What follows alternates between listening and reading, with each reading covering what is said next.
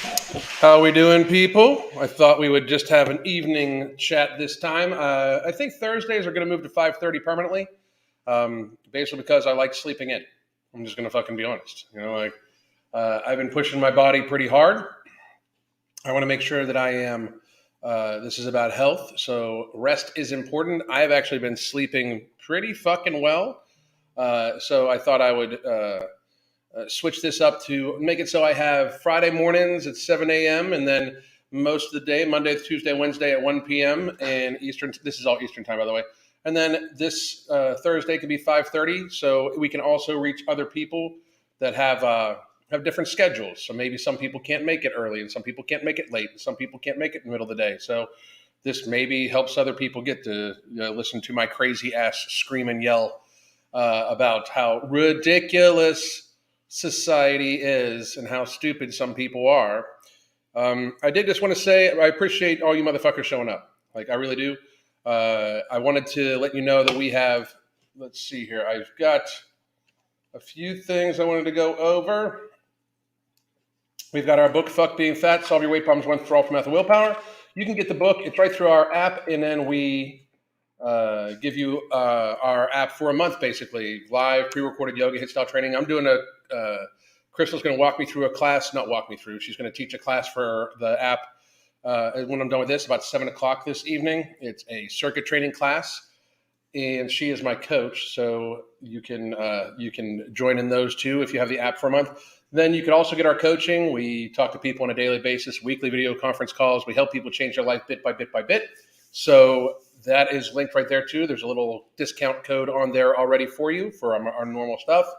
Also, you can go to the ambrosiacollective.com or you can go to tigerfitness.com and look up No Morbidity. It is our non-stimulant, non-thermogenic-based appetite suppressant. 4 patent ingredients, clinically human tested doses. Thousands of people right now are using this to help change their lives, to help change their lifestyles. It is helping them control their hunger and their stress. They're getting better sleep, and the reviews and testimonials are flying in, and we are very, very, very happy. We can't keep it on the shelves, it seems like. We'll be re-upping. We'll come back into stock here, hopefully within the next week and a half to 2 weeks at the latest, and I'm hoping week and a half. And we're very, very, very excited. We are also working on product 2, which will hopefully be giving you the name of very shortly. We had a name picked out and then realized we legally couldn't use the name. So now we are looking at another name. Anyway, I'm going to say hi to a few people. Sofrito Bandito. Word something. How are you? Sofrito Bandito. 123-88753. Slatstukin. Elizabeth. How are you? Laura. What's going on? Nina Jimenez. On 1 week and 2 days on No Morbidity. Great sleep since day 1. Hunger diminished on day 4. Controlling sugar cravings. That is fucking amazing. Very fucking pleased. Thank you very much. That is outstanding. And I mean, this is what we're looking for. This is the type of thing we're looking for. Less hunger, better sleep, better life, healthier. So very, very, very happy. Very, very pleased. And happy you're getting good results from it too. Give me 1 second. I'm going to say hi to everybody, and then we are going to go over. I came across this young lady's video today, and I found it to be pretty interesting. She tagged me in it, which is how I did find it, and I don't even know her name. I realized I don't know if I caught her name, if my ADHD kind of skipped over it or something like that. But we're going to watch her video, and she is a 40-year-old woman talking about the plight that she has had from being morbidly obese. And how she wasn't really like. I'll show it to you. Very, very inspiring, very brave woman to be sharing this, especially in today's society, where if you say somebody's fat as fuck and it's not healthy for them, you're somehow seen as some evil person for telling people the fucking truth. Such a weird world we live in. Sifter Amelia Winter Allen, what's going on? Carl, how are you? Sean, how are you doing? How you doing, man? I hope you're doing. Hope your head's doing good. Fox, Casey, Rando. Carl, what's going on? Camille, how are you doing? Kimberly Gonzalez, Sabrina, Sheeny Beanie, what's happening? Kay White, finally made a show. See, some people, this is preferable timing for them. Catherine Lee, Cindy Pierce, my sleep has definitely improved. I'm so relaxed and fall asleep easy with No Morbidity. I love hearing that. That is outstanding. Thank you very much. I'm going to pull this over, pull that over, pull that up. Say hi to a few more people, and then we are going to get going. Zephyr, a fan of mine. Yeah, she tagged me in it. I don't know if she's a fan of mine. I mean, she says she watches my videos, and fan is so weird. It's just like, it's weird. So I never made a video before, but I am planning on doing a review of No Morbidity. This is my second bottle, and I love it. Michelle, please do contact me on either the MFing COO on Twitter or Instagram when you make it. Try to keep it like within a minute range of a quick review. Show the bottle and send it to us, and I'll send you some email stuff you need to do, and we'll send you something we'll send you some protein powder or something because we're looking for testimonials to help people. Like you can be a part of helping save the world. We have a world to save. We really believe that. So the No Morbidity is interesting. I am eating less. I am not stressed out about that. That is awesome. That is great to fucking hear. I mean, great to fucking hear. We like hearing that. But I've come back later, have bear yoga. Come on back. Thanks for always asking, man. No surgery needed and back to work. That's great to hear, bro. Great to hear. Very glad to have made it live. Okay, that's good. Can't stay long, but catching live here. That outstanding. I'm happy. Just happy you're here. Just happy you're here. So the way we live in society right now is very messed up. Like people want to be in complete denial of lots of things when it comes to health. I even saw some videos today talking about this movie coming out, and I'm probably gonna do a full live about it. I did a quick video about it, but this movie coming out called The Whale. It's about a 600-pound dude, and people are extremely upset of the fat phobia of using a fucking fat suit. When if you would have a 600-pound person try to make it through the filming of a video, filming of a movie, the actual schedule for filming is pretty grueling, and I couldn't imagine they would fare well. It would likely end them up very ill or in the hospital. When you're 600 pounds, and I know this is hard, people don't want to admit this, but when a 4, 5, 600-pound person, if we just follow them around with a camera all day long and then put that out, like, and I know people are saying like, well, we have my 600-pound life. Even my 600-pound life does not begin to show the tragedy of these people. Like, it's not like it's still understated. Like people don't understand. Like 4, 5, 600-pound people, if you just follow them around with a camera for a day, you'd realize the visuals of misery and depression and like just sadness, you know, would be change. It would change society. I think we should do it. But these people are pretty much stating like, well, I can't believe we're not going to show, like it's not going to be a real fat person. A real 600-pound person, good luck finding one that can act and everything like that. I mean, that can even physically make it. Like 600 pounds, you are in an extreme physical jeopardy at all times. And we don't want to see that in society. And I think it's multiple fold in that we as a society have become extremely weak as people. Like people do not want to face their own shit at all. People don't want to face their own plight, their own realities. They just don't. They would rather be lied to. And of course, like the media is going to want you fat. Like you get that, like the media, pharmaceutical industry, like the people that you buy shit from and that pay the people that advertise the shit you buy, they want you to consume as much of it as they can have you consume. Like they want to, you know, have you consume as much food as you can shove in your pie hole at the fastest pace possible. And if it makes you sick, their friends in the pharmaceutical industry have something in order to fucking keep you alive so you can continue to eat. Like this is reality. Like you know it. We all know this. Like we know these things. That's my problem with society right now. Like There are so many truths that we just know. You know it. You know, I mean, you absolutely know it, and we don't want to admit it, like because we don't want to hurt anybody's feelings. I, I'd rather have somebody hurt my feelings than me do shit like. I mean, I don't understand that. That's not how I am, but uh, that's how society is. I found this young woman's video to be pretty interesting and telling, so I'm just going to let her get to it. Um, Here we go.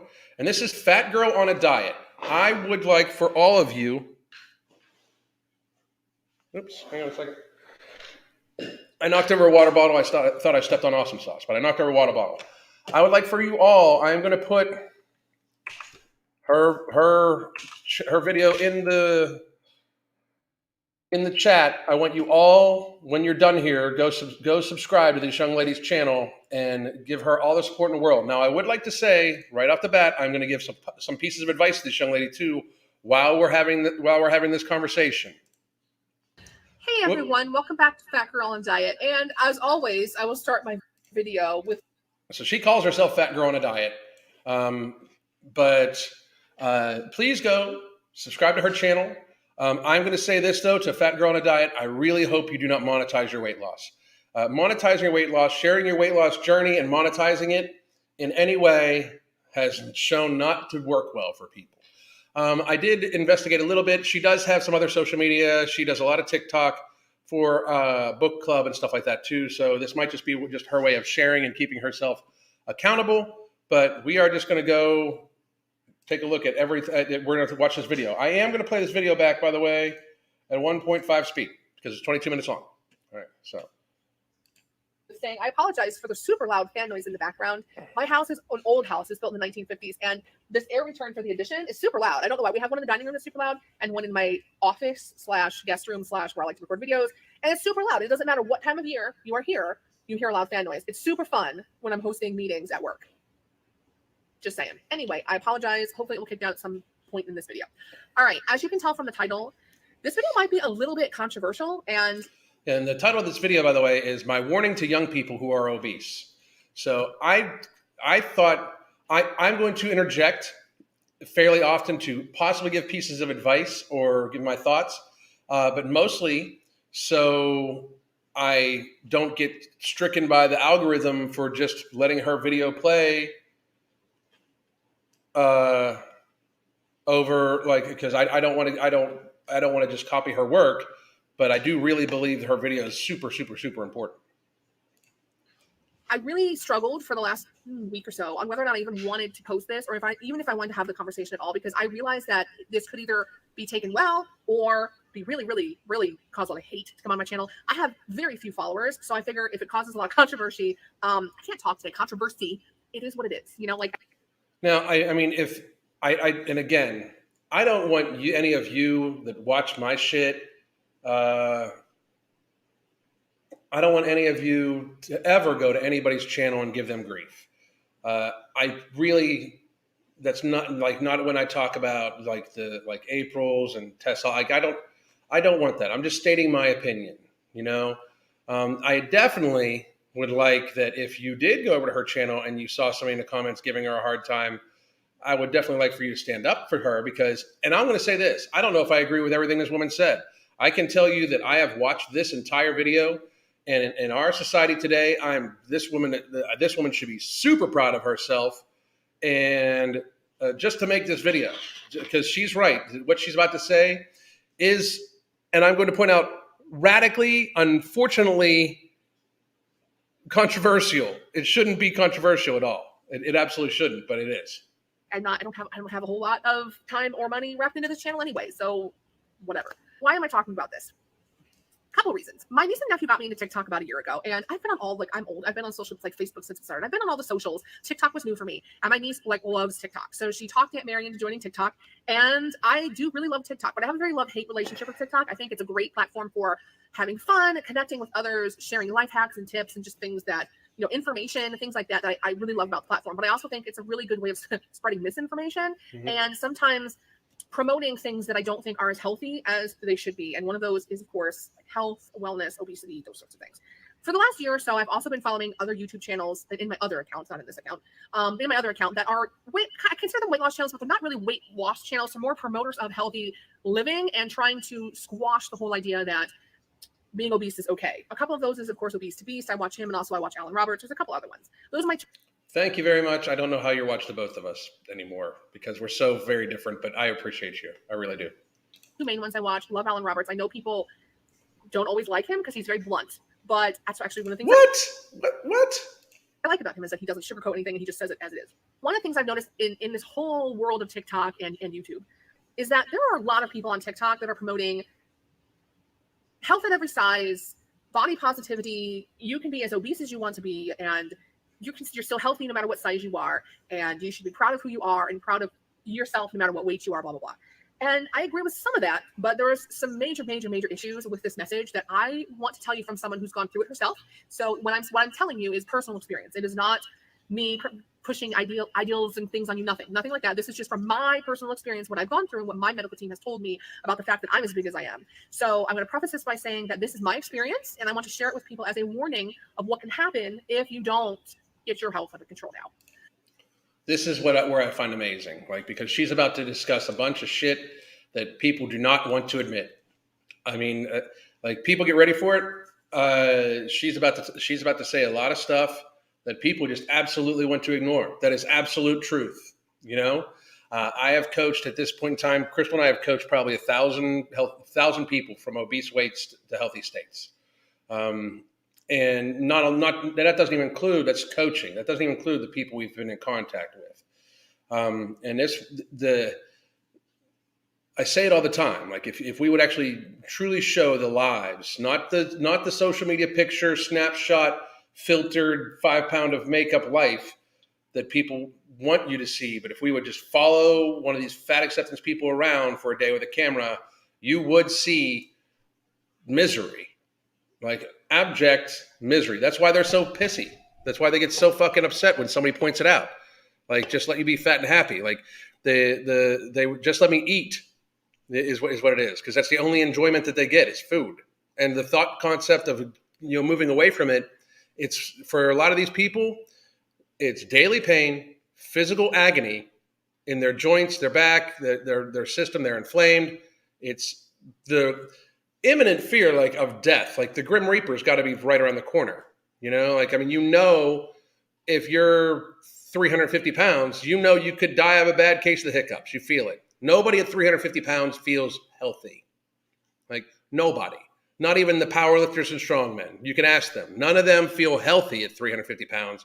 They may feel strong for what they need to do, but they don't feel healthy. Nobody feels healthy at 300 plus pounds. Nobody. No fucking body feels healthy at 300 plus pounds. So I actually kind of joined an early version of health at every size type thing when I was in my late teens, early 20s. This was back when the internet was still dial-up. Wow. Really kicked down. Look at that. Anyways, this is back when internet was still dial-up. We had to get on the phone line. My parents would get so mad because I'd tie up the phone for like an hour. My dad would be like, get off, I got phone calls to make. But anyway, that's how old I am. Okay, I'm 40. So just, there you go, age. Anyway, so there was these old message boards back in the day. And I remember getting on a message board. I don't even know how I found the message board, but it was like a love yourself always, no matter what kind of message board. And there was a section on there for obese people or fat people, essentially. Getting on there and talking about you should love yourself, and it doesn't matter how big you are, that if people don't love you for you, they don't really love you at all, that sort of thing. And I bought into that in my 20s, in my late teens, early 20s, because I was so frustrated. I remember not being able to lose weight. I look back at that now and I realize there's a multitude of reasons why I could not lose weight back in the day, but I just wasn't smart enough. I didn't have enough life experience, and I didn't have anybody in my life that knew anything about health, wellness, fitness, nutrition, anything like that I could rely on at the time. My mother was obese. My father eats like, no offense, I love my dad very much, eats like a toddler. Like, he literally. So here's the thing. She's one of the, and we have a lot of people her age in their 30s that grew up obese, because just like she's saying, her parents ate like shit. And to be real, like, my parents were told that if they didn't give me a full glass of orange juice and milk with sugary cereal every day before I went to school, when I was a toddler, well, not toddler, but when I was in grade school, they were told that they were bad parents if they didn't give that, and I'd have weak bones and vitamin C. I wouldn't get my vitamin C and all sorts of shit. They were literally told that they would be bad parents by not giving a child, was very clearly hyperactive child, like 100 grams of sugar before they went to fucking school in a day. You know, like the it shifted when I was a child. Like when I was in my early, like in my right before, right when I turned 10 into like into my teens, it definitely shifted to very sugar focused. And then there was the low fat craze and all that. Like the messaging was very directed towards not being healthy. And I mean, I'm sorry, this is another thing that society just doesn't want to seem to be honest about. But since she's going to be so honest, I'm just going to be very bluntly honest with all of you.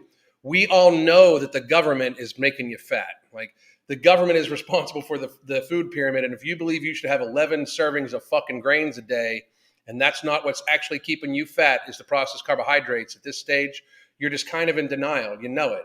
Like, I mean, people know they're addicted to sugar. They know that they're addicted to these, like pastries and sugary drinks and all sorts of stuff. We know these things.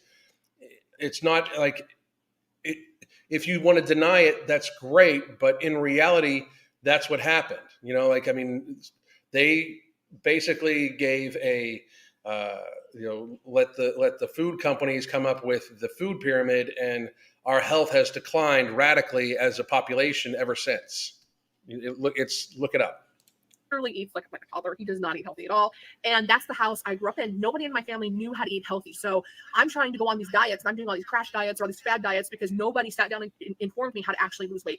And we didn't have health insurance, and I didn't have money to go see doctors. So I remember being like 20 years old and being 300 pounds in college and frustrated because I couldn't figure out how to lose the weight. And so when I got on this message board and people were talking about love yourself, it doesn't matter if you're 300 pounds, love yourself and be happy and feel like you're beautiful. And I was like, yes, that's it. I'm going to love myself, even if I'm big and I don't care. And if the doctor's just discriminating against me when he tells me to lose weight. And it wasn't the movement that you have today. There were no terms for it. It was just love yourself. So you see, like this is what happens. Like a group of people are told, like they're frustrated, they're upset, and to a certain degree, rightfully so, because the fad diet craze. Like here's the thing. Like the problem is there's a difference between diets and fad diets. Fad diets are like the cabbage soup diet. I've actually known people that have done that and have lost a tremendous amount of weight because all they consume is cabbage soup. And part of it is like nobody will fucking invite their ass out at all anywhere because they smell like cabbage all the fucking time. But also that they're not ingesting calories. They're just ingesting like electrolytes and stuff like that. So there's the fad diets like those, and then there's just the diets. Now, the thing about the diets is that for the diets, they actually work. They're just, unless the person makes them permanent, it's like not a permanent change. So thank you very much for the tip. Gained 200 pounds after spending 3 years fighting overseas, multiple pelvic and spinal injuries, and TBI. Most debilitating factors was depression and poor food choices. Quit sugar and walk 5 miles a day every morning. I'm happy you're doing better. Thank you for the tip, and I hope you continued success. And yes, they really do smell like cabbage all the time. No matter what your weight was. This was before plus size models were even a thing. Like this was the beginning of all of this, and I bought right into it and thought it was lovely. And I remember for like the next 10 years or so, every time a doctor would tell me to lose weight, I would get offended and I would be like, everything's fine. My blood work is normal. I don't have diabetes. You've tested me and everything comes back normal. My blood pressure is normal. Gravity exists. And to be real, and she's about to go over this, but it does, like the human body is not meant to be that big. It's just not. It catches up. You're in a constant inflammatory state. Inflammation will eventually lead to some sort of chronic illness. It is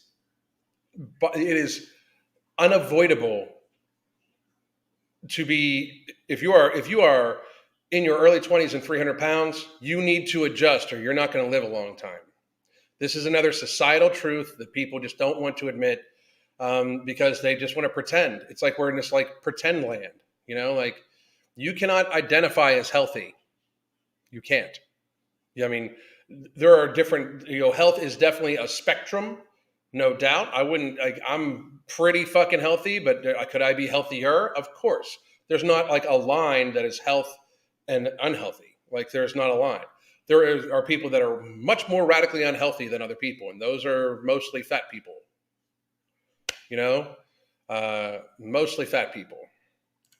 Feel good. This was back when I was a big girl. I was like 300 pounds, but I could still go for hikes and I could play sports with my friends, and I had no mobile issues. Like literally, if you looked at me in my 20s to probably like very early 30s, like up to maybe even up to like 33, 34, I was a big person, but it really did not affect me at all. All of my medical stuff was normal. Physically, I felt good. Yeah, I would get winded going upstairs or something like that, but I had no issue doing physical things for the most part. And also didn't really have a whole lot of issues really with anything weight related. So I thought that what I was saying was true. It's okay to be big. It's okay to love myself as I am. And I don't need to worry about what anybody else thinks. So.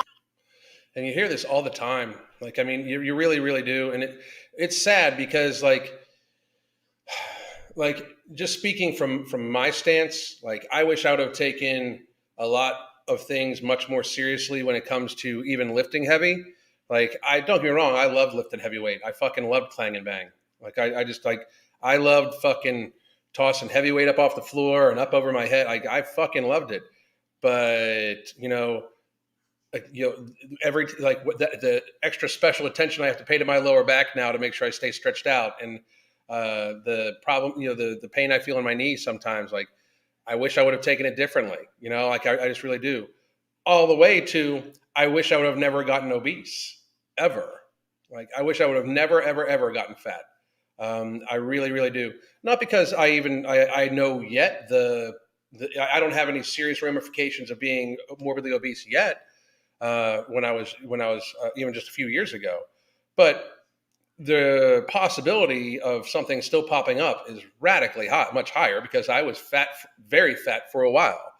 And I worry about it all the time. It's stress that I don't even like having, that I caused unduly to myself, that I think about fairly consistently. I have a goal to lift 9 pounds when I'm 90, 9-pound grandchild or great grandchild. I want to be able to carry around when I'm 90 years old and not have the rest of the family worried that I'm going to fucking drop them. And I want to go dancing with my wife at, grandchildren's weddings and shit like that. We don't even have grandchildren yet, my life is very full, and like some of the biggest stresses I have are if things I have, like ways I have like trained and eaten and stuff like that, if they're going to have negative ramifications later on.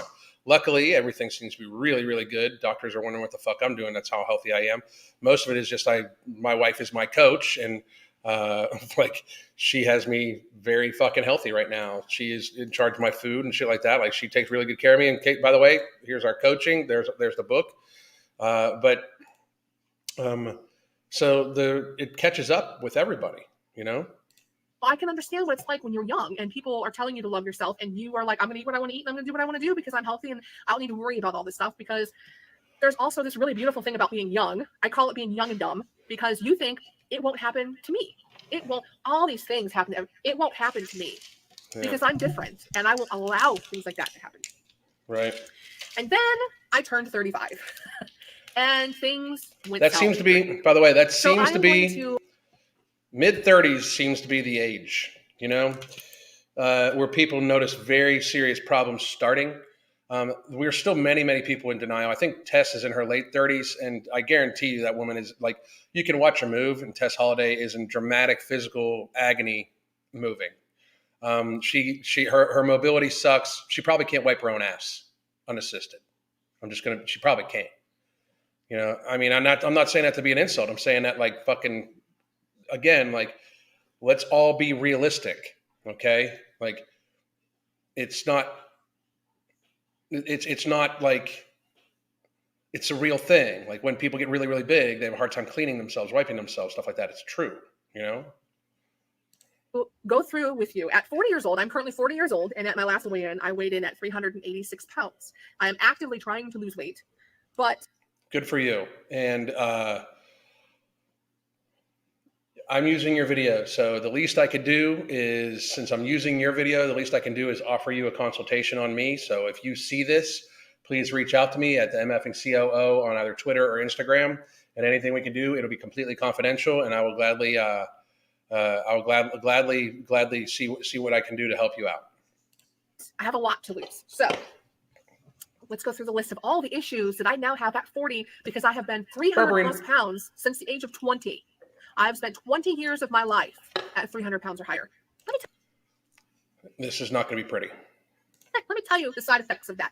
First of all, at the age of 35, I was diagnosed with ovarian cancer. Now, look, I understand that cancer, there's a lot people don't know about cancer, but what I will tell you is that I was tested for genetic testing. I do not have any genetics that caused my cancer, and I have been obese for 20 years. Ovarian cancer is on the list of cancers that are directly linked to obesity due to hormone levels. A lot of people don't realize that fat stores estrogen, so you end up with a higher estrogen level when you're fat, and high estrogen. Yeah, fat is an organ. It is a hormone producing organ. It produces estrogen, leptin, and a few other things that when you have too much fat, it actually produces too much of these hormones. And that's why being obese is linked to 13, I believe it is, different types of cancer, even more prevalently than cigarette smoking is, you know? Estrogen often results in breast cancer and ovarian cancer. In fact, after my genetic testing, my doctor, I straight asked him and I said, it's not genetic. What caused my cancer? And my doctor, who is one of the top doctors at the University of Chicago, told me to my face, the fact that you are obese is what caused your cancer. He said, most likely. Obviously, you could take that. Yeah, he can't say specifically because he can't fucking say that, directly. But, I mean, good doctor because it's fucking true. For what you will, you can look up research. There's tons of articles. You just Google it and look at medical studies on obesity, and ovarian cancer is directly linked to obesity. And again, my doctor from the University of Chicago told me that my cancer was most likely caused from my obesity. So 35 years old, I had to go through a complete hysterectomy, lymph node removal, 6 rounds of chemotherapy. Thank God I am 5 years in remission right now. But congratulations. And I'm so sorry you had to go through that, but congratulations. Wow. Thank you. Every day that I am obese, my risk of recurrence is high. So ovarian cancer, most likely linked to my obesity. And then a side effect of cancer treatment is I also have lymphedema. I have neuropathy in my toes and in my fingertips, and lots of side effects just from cancer treatment alone. So again, we can't say those are obesity-caused side effects, but the cancer is likely caused from obesity. So anyway.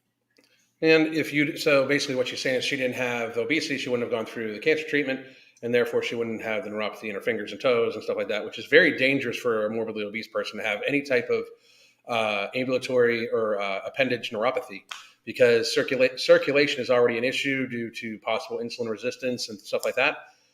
So it's a very serious fucking thing, There's that.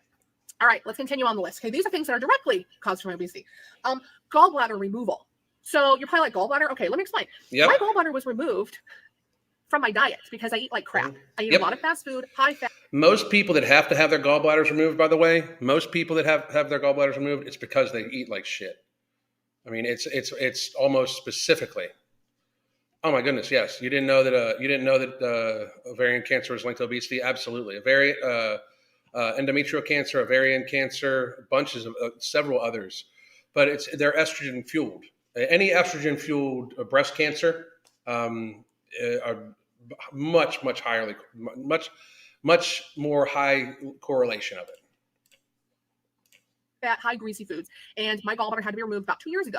And I actually had to go see a special doctor because apparently gallbladder surgery is not safe all the time on obese people due to having to move organs around. I had to go. Many surgeries are not safe on obese people. We knew a lady who had endometrial cancer who had to get gastric bypass. She was like 600 pounds, but she had to get gastric bypass because she needed to lose weight very, very, very quickly to be able to survive the surgery for her endometrial cancer. Like the way they have to tilt the body for the endometrial cancer surgery she needed to have would have caused problems due to her size. So they needed to have her lose like 150 pounds in like a year in order to get to the cancer in time. And she did, luckily for her. But I mean, when you're morbidly obese, medical procedures are much, much, much harder on you also. Medical procedures don't work as well on people. Vaccines don't work as well on obese people because there's more of the obese person, and then they can't increase the dosage enough and be safe without it becoming cytotoxic in your system. And I'm not talking about the one that we got going on now because it's not real. Anyway, but again, I've talked about echocardiograms and sonograms don't work as well because they can't crank up the volume basically on the sound waves loud enough to get a good bounce back sonar. But without the sound waves actually damaging the tissue. The same thing with X-rays. Oftentimes, X-rays can't be done well on obese people for certain tumors, cancers, and stuff like that, because in order for the X-rays to get through the mass, they'd have to crank up the photon so high that the radiation would kill the person, because there's a thing called photon degradation. You know, there's a lot of these things that when people say, well, the doctor is fat phobic or fat phobia in medicine, and don't get me wrong, the medical industry is fucking ridiculous right now. The healthcare industry is not actually about health, it is about sickness. But a lot of times when people go to the healthcare industry, they don't get good results because they're just too fucking big to get good test results and shit like that. It just absolutely is. And I wanted to answer this one really quick. Does fat store estrogen for men as well? It absolutely does. And that's one of the reasons why men that are stay morbidly obese like a long time actually get gyno and they get breast tissue and stuff like that. I'm very lucky that I don't have it. But I do have extra skin right here. Not a lot, but a little bit. Like when I've got a full pump, you can't see it at all. But yeah, it does. And fat men get breast cancer too. A lot more, you know? To a surgeon who specializes in bariatric surgery so that he could help get my gallbladder out, who informed me that the reason my gallbladder went sluggish, I didn't have gallstones, my gallbladder was sluggish. Yep. He said it happens because when you eat a crappy diet, your gallbladder has to overwork itself. And when it overworks itself, it actually can cause the gallbladder to tire out and become sluggish. So that it's so overworked, it just doesn't work. So gallbladder remover. All right. And these are the things that they don't tell you, by the way. My stomach wall. Again, lots of abdominal surgeries. On a normal person, this wouldn't necessarily be an issue. But when you're carrying excess weight, it constantly pulls at the abdominal wall. Yep. So I have hernias all over my stomach that they'll sew one up and they'll heal up, and then I'll get another one. And then they'll sew that one up. Every 6 months, I was going in for hernia surgeries. They'll sew one up, and then guess what? Mary has a ton of stomach weight. So that one heals, and then I get another one. So I have multiple hernias and surgeries. And until I lose weight, we'll continue to have multiple surgeries. I have high blood pressure now. Yes, indeed. I have high blood pressure, normal blood pressure all the way through until I hit 35. I now have high blood pressure, and I'm now on medication at 40.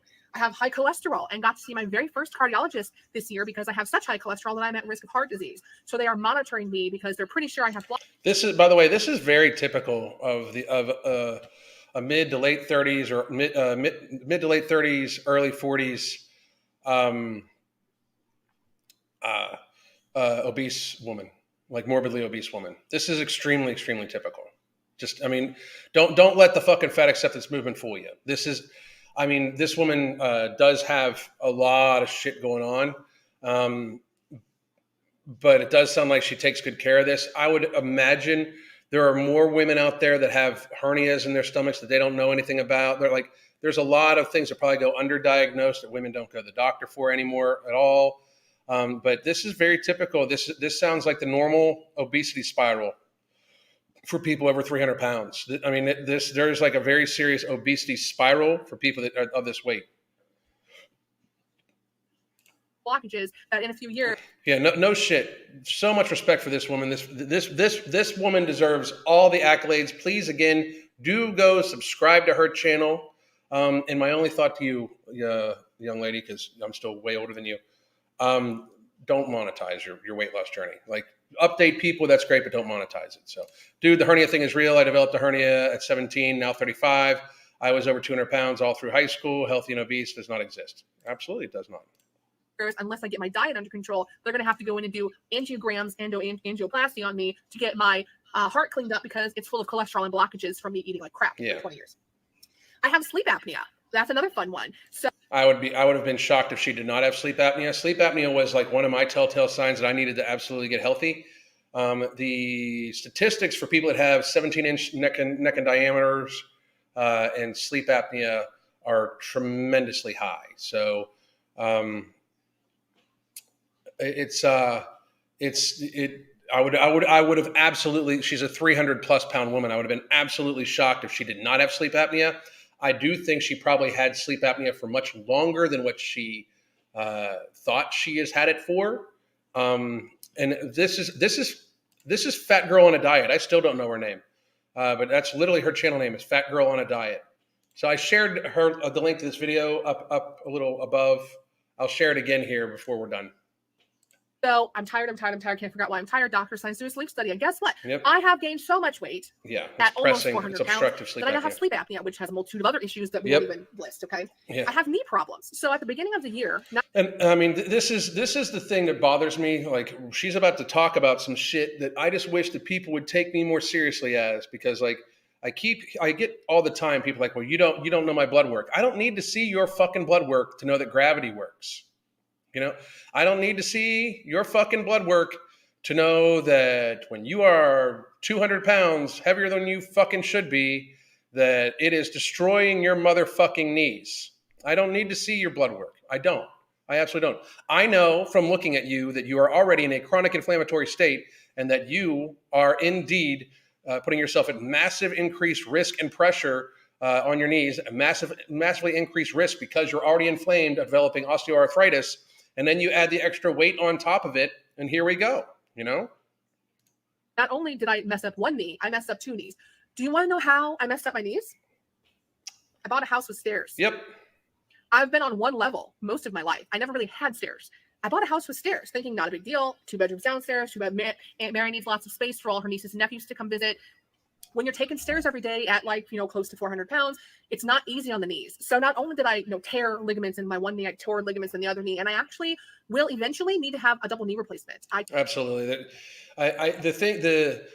That's what I think people don't get. And I say this very, if anybody's going to listen, please listen to me. Okay. I don't give a fuck what you think about me. All right. I don't. I wish I could say I did to a certain degree. I just don't want to see what I know we're going to see. Like the wave of illness, death, surgeries that is coming already is just, people don't, it's like we don't want to see it, right? But like almost everybody that's 300 pounds when they're 200 years, like if you're 250 pounds at 20 years old and you keep gaining weight, knee replacements are in your future. Do you know how many fucking people that is? Do you know how many people we're going to have get knee replacement surgeries? You don't think that the profit from this is beneficial to companies? Like, we wonder why we don't actually have preventative health care. It's because they're making money off you motherfuckers. Like, that's the fucking thing. Like, the amount of, like, listen to what this woman has said, the procedures that she is on. Think about she's probably on 7 or 8 medications, right? The amount of money that this woman is personally spending, and that the societal burden of this, and multiply it by 100 million fat fucking people, and another fucking 100 million overweight people that are going to have probably half the problems. And then, tack onto it that people don't take good care of their immune systems anymore and shit like that. Like, the wave of chronic illness and death that is coming is not something I look forward to. People wonder why I'm so passionate about getting people healthy and passionate about trying to make sure people realize the necessity to try to take your health seriously. Is I don't want to see what's coming, what I know is coming. I was in the healthcare industry. For those of you that do not know, I was an executive in the healthcare industry for over a dozen years. I was all up and down the Eastern United States in assisted livings, in skilled nursings, in hospitals, in so many things. It is old people and fat people are in hospitals. We are just getting fatter, and they're not, nobody, no industry seems, the healthcare industry, our public health officials, nobody is trying to stop it. We just went through 2.5 years of a health event, of a population level health event, where a virus that was known at the very beginning to be very problematic for elderly people and fat people, we, instead of warning fat people and trying to get fat people to unfatten themselves, told everybody to stop working out, closed gyms, closed parks, closed, all this shit, and stressed people out and told them not to even walk around or go outside. They were arresting people for jogging on the beach. People, like, we could get alcohol delivered to the house, but you couldn't go to a gym.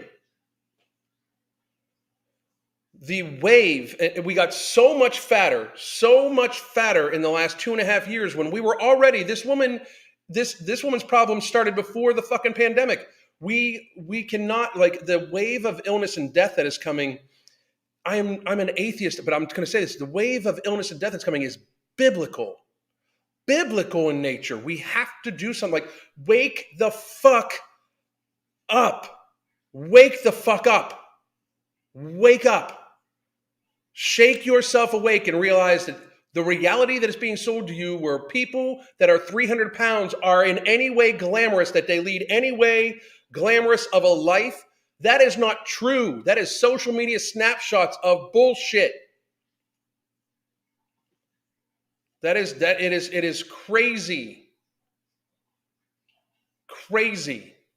Like, people need to wake up to the fact that what this woman is saying is not, this is not anomalous. This is the norm. This is what people are seeing. This is the reality. People wonder why I'm so passionate about it, why I'm talking about it all the time.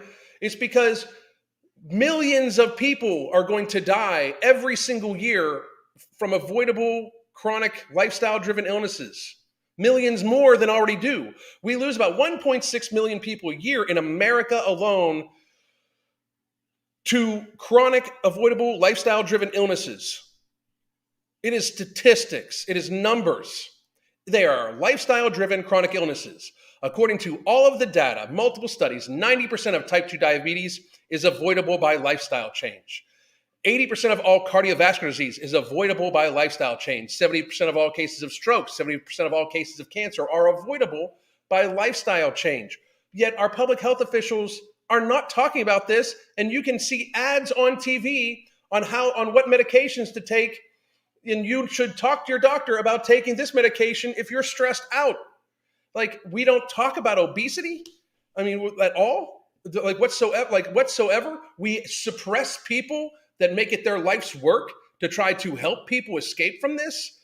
We monetize binge eating behavior and on social media platforms so we can slap advertisements on it. What this woman is describing is very typical of what people go through. What this woman is describing is not anomalous. She is not an exception to the rule. She's the fucking rule. When you are morbidly obese, shit goes wrong. You are unhealthy. Reality exists. I can't do that because of my weight. But I have so much weight that the cartilage is so torn down in my knee that I actually need both of my knees completely replaced. We're not done yet. I have arm pain. Okay, so this is a weird one. When you lay down, your arm should like be flat with your body, right? Like when you're laying, this should be flat with your body. But I have sleep apnea, so I have to prop myself up. So I have to actually lay propped, and then my arm actually goes back like this. I have actually torn the muscles on the top of each arm, on both arms, not because I was lifting. The medial deltoid head gets stretched out and often frays off of the bone. Pulling, doing anything fun. Literally, they became torn and like sprained because I have to prop myself up and I'm too fat, so my arm hangs backwards and it caused injury to the arm. True story. That's a stupid injury, but there you go. I have back pain. It's actually, that the thing is, it's not a stupid injury. To morbidly obese people that have sleep apnea, that's more common than what people think. Because when they lay there, they lay with their arms back like this, and it pulls on their shoulders. I'm surprised she hasn't talked about rotator cuff pain, because that's normally the actual injury that happens. The deltoid thing I've heard before, the medial deltoid head pulling away from the bone. But I was surprised that she's not talked about some sort of bicep tear and or a rotator cuff tear. Because your bicep is made up of two tendons that come up through, and one of the tendons goes through the shoulder socket. Disc. A lot of people don't realize when you carry excess weight in your stomach, it causes your back to kind of like curve. I don't know how to explain it. Your back curves. So instead of your spine being like straight, it'll curve against the weight of your stomach fat. So if you are overweight for a long period of time, it can actually cause that curve to become so strong that your disc will become herniated. So I have back pain, and the only way to solve that back pain is literally to lose weight. And then if it doesn't straighten over time, they can go in and try to straighten it like with surgery. But I can't even go in for that surgery because I'm so overweight that they'd fix it and it would immediately herniate again because it's right on the curve where my weight has pulled my back. So you're talking 20 plus years of my spine being curved like that. And eventually the disc just gave out. All right. These ones are really nasty. So prepare yourself. Okay. Yep. Get ready. I'm having trouble wiping myself. That's an embarrassing one. When you're 400 pounds, it ain't so easy to get yourself like, like you can't, because you got too much fat. And I've also reached the point where you can't through, because again, there's too much fat. Do you realize there are so many obese people in the world that there's actually a tool you can buy for this? That's embarrassing. That was an embarrassing purchase. But rather than, I bet you Tess Hollidays has rhinestones on it. Running around smelling like poop, I admitted defeat and bought the tool. I'm not going to use that tool for very long because that's embarrassing. Okay. And last but not least, I have issues with peeing myself due to a weak pelvic floor. This again is partially due to ovarian cancer and partially due to my weight. Number one, anybody who's in surgical menopause will have a weakening of the pelvic floor. That comes from the lack of estrogen in your body. I no longer have estrogen because of my menopause. Okay, I'm in surgical menopause. So it's normal for a woman to have a weaker pelvic floor due to the fact that you have less estrogen, the skin starts to thin out, the muscles weaken, that sort of thing. Usually that happens several years after menopause. So this is an issue that happens, like 10 to 15 years after you go into menopause. I've only been in surgical menopause for 5 years. So why is it an issue for me now? Because of my weight. Because not only are my muscles weaker, but I have weight sitting on my pelvic muscles that are putting pressure on them. So the weakening is actually happening faster because of this. So I'm in pelvic floor therapy right now trying to solve the issue. And again, it will not be fully solved until I lose the weight. And that's just the beginning list of issues I have. And I'm only 40. And it's embarrassing. It's not fun to sit here and list out all the issues I'm having. No, I can't imagine it not being embarrassing, but I got to say, my fucking serious respect to this woman. Like, I mean, serious respect to her. Health-wise, these are the issues I had. Now, keep in mind, for most of my life, I have been this big and have had zero health issues. I'm at the age of 40 now, and I can tell you this. If I do not get this weight off, I don't think I'm going to make it to C50. Nope. Because I have so much wrong, and it's going wrong quick. It's quick, like mobility issues. I noticed the other day, for example, I sat in a chair at a restaurant that was a little bit low. I had trouble getting out of the chair. That has never happened to me before. Like, I had to pry to get myself up. Like, I was so low, and I thought, I need help getting out of the chair, but I'm too fat, and I'll kill somebody if they try to lift me out of this chair. And I'm 40. That's a terrifying thought. That's a really terrifying thought, that I'm starting to have trouble with, like, walking long distances, getting out of chairs, going upstairs, lifting things that were never an issue are suddenly becoming an issue. Because you see, when you have this much excess weight on you, your body can handle it to a point. And when it hits that point, your body's like, okay, I've been doing this and I can't do it anymore. And that's where I'm at. It's okay to love yourself, and you should 100% love you at whatever size you are, because if you don't love yourself, no one else will love you like you love you. Like, you have to be your best advocate. You have to be your best cheerleader. You have to be the person that fights for yourself, because no one else will. So I 100% believe that you should be body positive in the sense that you love yourself enough to be the best you that you can be. But please do not buy into this lie that it is okay to be morbidly obese for years, because you might be okay now. You might be okay for the next 10 to 15 years. But I guarantee you there is going to come a time when your body can't do it anymore. When you hit that point, your health is going to go to crap really fast. And it's going to be harder and harder and harder to lose the weight and to get your health under control once it hits that point. So please don't be like me. To be better than me. Become healthy now, so that you're not in your 40s dealing with stupid stuff that you brought on yourself. All right. This was a really hard topic for me to cover. Again, I'm a little embarrassed about a couple of things on the list, but I really do hope that if at least one person watches my video who's like in their early 20s and feels inspired to get themselves under control, then maybe I have done something good. I'm just worried about all of you, because I did this to myself, and I don't want you to be in that same boat. All right. Please don't send me too much hate. It's okay to disagree. It's 100. You can disagree. I'm going to be checking. But any hateful comments, I will delete, because I'm just letting everybody know that I'm going to be checking back on that often. I cannot. I hope I shared the link to her video. I cannot possibly tell you how much respect I have for this woman for multiple reasons. One, just in a normal society, it's got to be hard to admit that shit. Like, it's got to be hard to admit all of that shit. You can't wipe yourself well. You can't get up. I mean, like, she knows she did it to herself. Mary. Her name's Mary? Okay. Mary is awesome. Okay, her name's Mary. Mary, if you're watching this, please reach out to me. I will, in fact, if you want to have a consultation, I'm not saying like I don't think I'm some fucking prize with it, but I would love to fucking at least talk to you, even interview you. We could have you on the channel live. I'm super impressed with your candor. I'm going to say, as I say with everybody, I don't think you should monetize your weight loss journey. If you wanted to try to use it to warn people, as you've done with this, outstanding. But eye on the prize. You know it, but I'm super impressed, and just I feel like kind of honored to have watched her video, and share it with you guys, because that's the type of thought process we need. Like, people cannot just keep thinking that they can.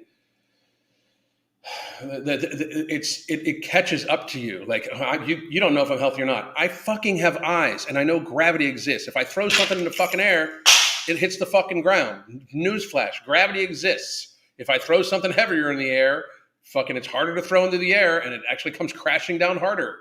Like, I mean, it's fucking reality. Like, I just don't.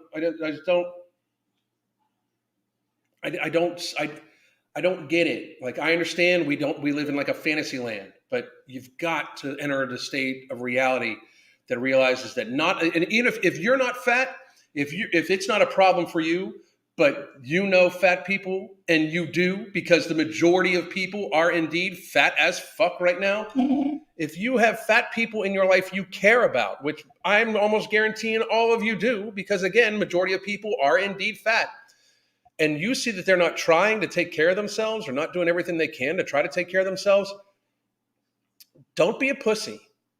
Encourage them to lose weight. Encourage them to be healthy. Don't be a pussy, because that's the easy way out.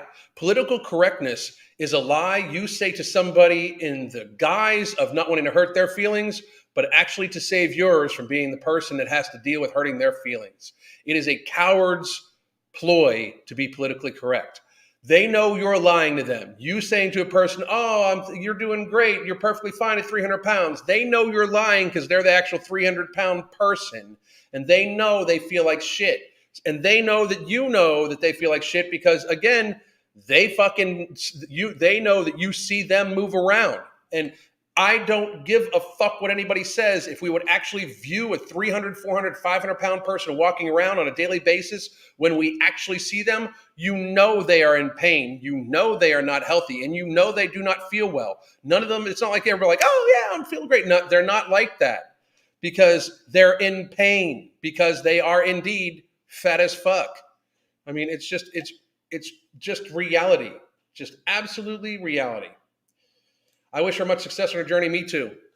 What a great video. That's what Alan been saying for years. Love yourself enough to take care of your health. Exactly. She is impressive.